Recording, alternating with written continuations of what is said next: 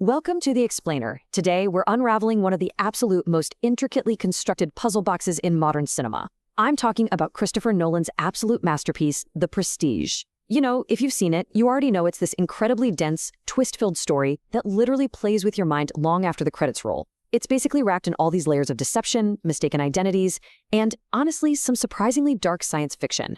But what actually happens beneath all that smoke and mirrors? Well, in this explainer, we're going to break down the mechanics of the illusions, the intense psychological warfare between our two rival magicians, and the devastating true meaning hidden right there in plain sight. Okay, let's dive into this, because to truly appreciate the genius of this story, you kind of have to realize just how effectively it pulls the wool over our eyes. I mean, even Christopher Priest, the actual author who wrote the original novel the movie is based on, was absolutely blown away. When he saw Nolan's cinematic adaptation, his reaction was just pure, unfiltered awe. He literally said, "Well, holy shit, I wish I'd thought of that." And right there, that tells you everything.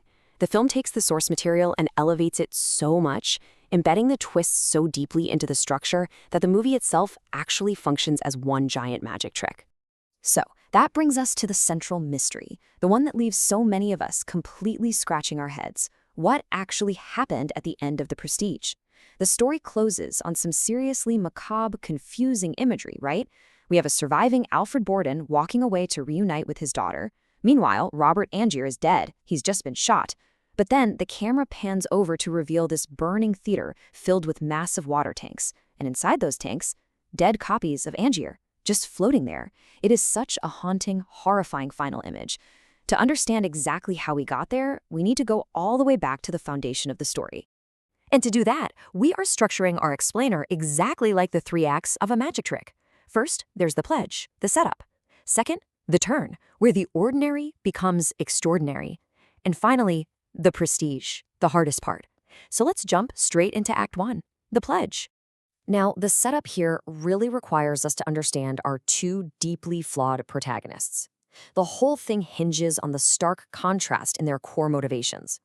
On one side, we have Alfred Borden. He's this natural talent driven purely by a desire for true greatness and total originality in his craft.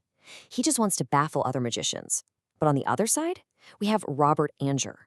Now, Angier is a phenomenal showman, absolutely. But fundamentally, he's driven by a hunger for the spotlight and the absolute adoration of his audience. He needs them to love him. This basic difference in why they perform magic, that is the exact spark that ignites their deadly, lifelong rivalry.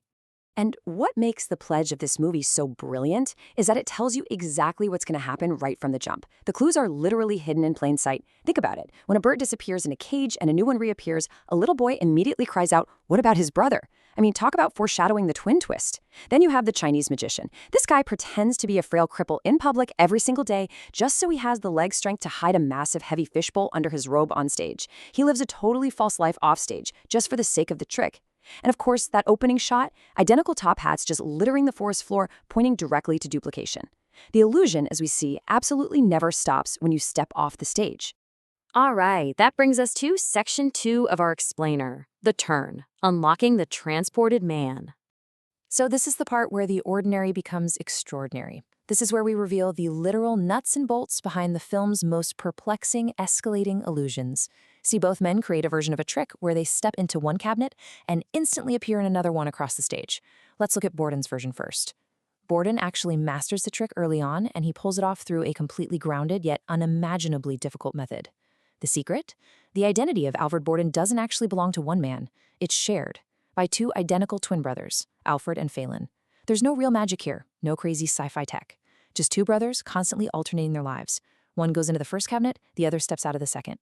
It sounds incredibly simple in theory, but man, the execution requires a totally agonizing level of dedication. Remember that Chinese magician who lived his entire life as a cripple? Well, the Borden twins took that lesson to heart. Their commitment to the art meant literally living half a life each. They constantly switched back and forth, playing the charismatic magician Borden and then the quiet, disguised engineer Fallon. And it gets extreme. When one brother had his fingers accidentally shot off by Angier, the other brother willingly chopped off his own perfectly healthy fingers just so they would continue to match perfectly. No way around it, that is intense. And perhaps the most painful part, they hid the truth from absolutely everyone they loved. Which brings us to the horrific psychological toll of this secret. Borden's wife, Sarah, was completely caught in the middle of this massive deception. She has that heartbreaking line where she says, some days he truly loves her, while other days he does not. You see, she could instinctively sense that she was dealing with two completely different people, even if she couldn't piece together the mechanical truth of the twins' secret. One twin deeply loved Sarah, while the other twin was actually in love with their assistant, Olivia. So you have this maddening contradictory behavior, and tragically, it ultimately drives this poor woman to take her own life. Now, what's really interesting about this slide is how Angier responds to all this. Angier becomes absolutely obsessed with discovering Borden's secret, but his mind is so focused on complex theatrics that he completely misses the simple truth of a twin. So what does he do? He seeks out real magic. He travels to America and actually commissions a science fiction device built by Nikola Tesla. But here's the kicker. This machine doesn't teleport anything. It instantly duplicates any object or living being placed inside it. It leaves the original right there in place and drops a perfect living clone a short distance away. And Angier uses this crazy machine to create his own version of the transported man. But the reality of his trick is just macabre. It is horrifying. Let's walk through it step by step.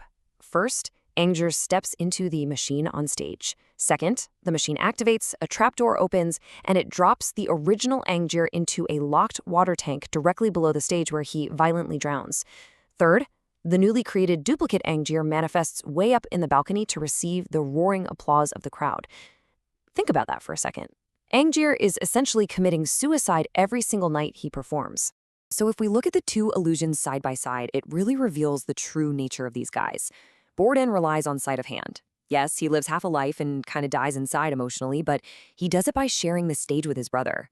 Angier, on the other hand, relies on sci-fi cloning. When Angier first tested the Tesla machine, you know what he did? He immediately shot his own clone.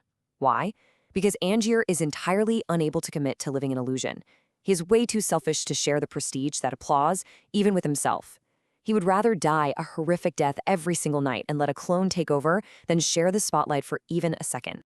And that brings us to the third and final act of our explainer. Section 3, The Prestige, the true cost of deception.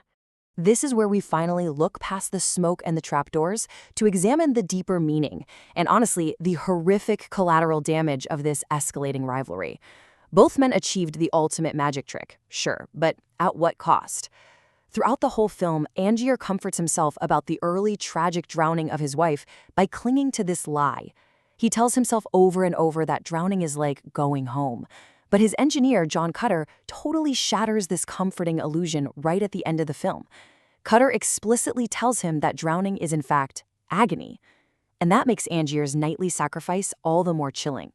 The surviving Angier standing up there on stage might not remember it, but the Angier who drops through that floor, he dies in absolute agony, night after night, trapped in those cold glass tanks. Let's move to the data and see how this builds. If we systematically break down the human cost here, we see that both men were just entirely consumed by their deception. Look at Borden. He sacrificed his own body, losing his fingers, and lived half a life hiding in the shadows. And the collateral damage? His wife killed herself in despair, and his own twin brother was hanged for a murder he didn't even commit. Then look at Angier. He literally died nightly, completely losing his humanity in the process. His collateral damage included his dead wife, whom he could never let go of, and of course, a theater basement literally filled with dozens of his own rotting corpses. So, when you pull back the curtain, the ultimate meaning of the source material is devastatingly clear. This story isn't just some fun romp about magic tricks and top hats. No, it is a dark, incredibly tragic exploration of obsession. It really asks us to look at how far an entertainer will go. How deeply will they lie to themselves and others? How much of their humanity and the people they love will they sacrifice just to achieve creative perfection and that one fleeting moment of awe from an audience? Which leaves us with a lingering question, something to really ponder long after the lights come up. We have Borden, who was entirely consumed by the craft. He was willing to sacrifice his own life and his family for the purity of the trick. And then we have Angier, who was consumed by the crowd. He was willing to literally murder himself nightly just to hear them cheer. So whose sacrifice was ultimately worse? Who was the true villain of the story?